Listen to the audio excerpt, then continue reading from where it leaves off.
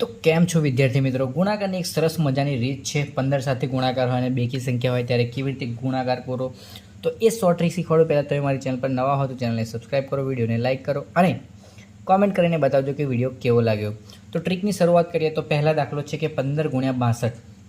તો અહીંયા 15 સાથે ગુણાકાર છે, બેકી સંખ્યા છે. તો અહીંયા જે આપેલી સંખ્યા હતી તેના અડધા કરી દેના. તો 62ના અડધા થશે 31 થશે.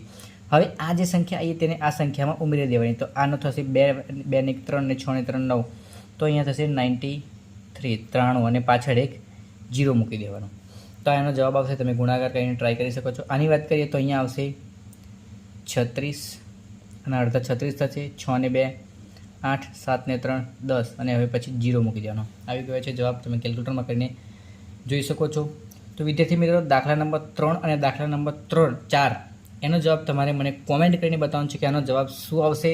તો ફટાફટ કોમેન્ટ કરીને જવાબ બતાવો કે જવાબ આનો શું આવશે. તો આવી જ શોર્ટ ટ્રીક માટે અમારી ચેનલને સબસ્ક્રાઈબ કરો અને વિડીયોને લાઇક કરો અને ફટાફટ આ બે દાખલાનો જવાબ મને કોમેન્ટ કરીને બતાવો કે આનો જવાબ શું આવશે.